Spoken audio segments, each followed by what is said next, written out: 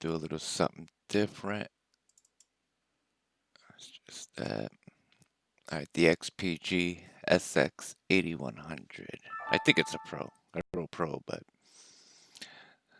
the Samsung, the Crucial MX500, and the MX300 are SATAs, but this is an NVMe, and the Intel with the operating system is also NVMe. But let's test them. So we'll do a 1 gig, 1 pass on all of them and see what happens. I should put some background music. Now, this drive at the moment, I'm gonna use it probably for my, well, I think I might switch this to my boot drive. I'm gonna clone Windows 10 to this one, and then use the Intel 660p, which is a QVC drive, NVMe, as probably for my Steam games and others, because they're getting huge. Oh wait, but it's only a 5. This is a 1 terabyte. The Intel 660p is 512 gig, which for me I think that's more than enough, at least for 2020 and probably another year or two. But you know how it is, Windows keeps getting bigger and bigger, and the more stuff you download, it just gets, you fill up your drives pretty quick these days. But the Samsung 860 QVC 2 terabyte, I actually got that. It was on sale. It was like 180, which is not bad for 2 terabyte, but it's the QVC, so you know how those are. You can fill, once you get over once you transfer files over 30 or 40 gigs, it can slow down after that. The Crucial MX500 is also a 2 terabyte SSD, the 2-inch ones, the SATA.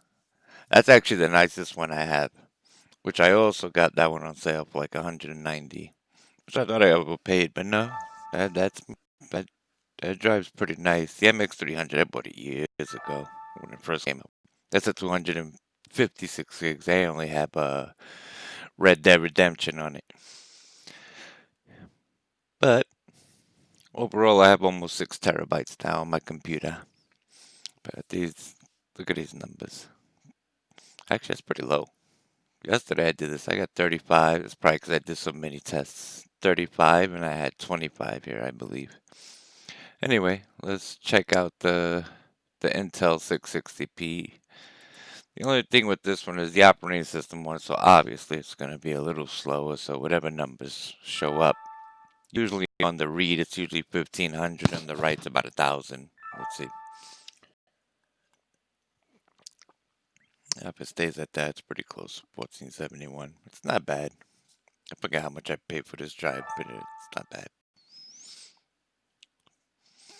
If I remember correctly, it was like, well, I got it in February. I think it was about 60, maybe 70 with tax and everything. It was at Micro Center, if I remember correctly. The XPG Sx8100, I got that off Newegg last week for 127, if I'm correct, with free delivery, no tax, taxes included, and free shipping. That's a nice drive. I can tell, right? That's the best drive I have. I know there are better ones, the Sx8200 Pro, the Samsungs. I know they're better, but for 1 terabyte, 127 bucks, for those kind of reads you guys saw.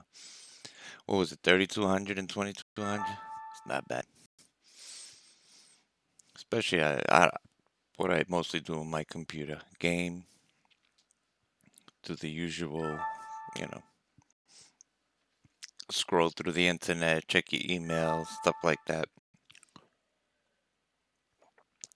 It's not a workstation or nothing.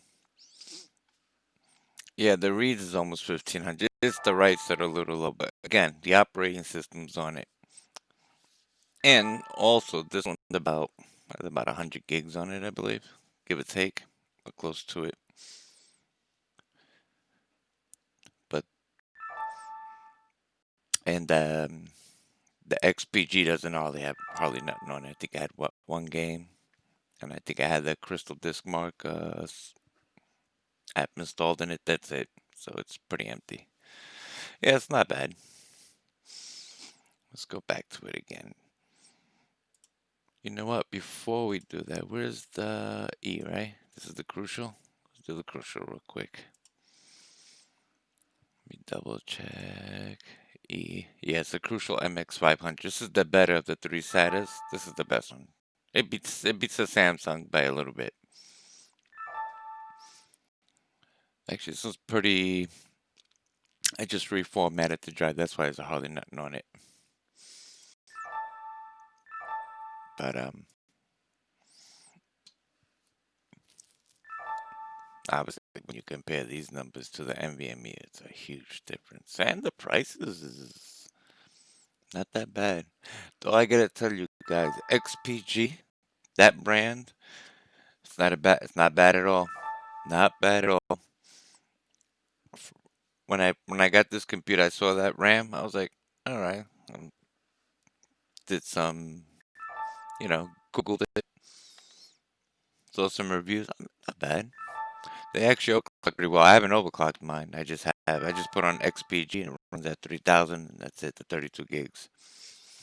But it looks like XPG is really making a name for itself. Their products, with the SSDs, the RAM, so far so good. Everyone has their favorite brand. I used to be an EVGA guy in ASUS, but then MSI because I needed the low profile GPUs. Those cards overclock better than. And I have an ASUS. I have two 2060s 8 GB supers. Let me tell you, my MSI one overclocks a lot better than the ASUS, and I don't push it. I don't do the voltage. I don't go crazy like that. But just go into MSI Afterburner, throw 100 on the GPU, 500 on the memory. On the MSI, I can usually do almost 150 stable on just about every game I play, except maybe some of the older ones because they can't handle it too much. Right, the E is done. Yeah, 546, 463, and that one's pretty full. 65%. That's not bad. All right, let's go back to the XPG. I want to do it one more time because those numbers were pretty low.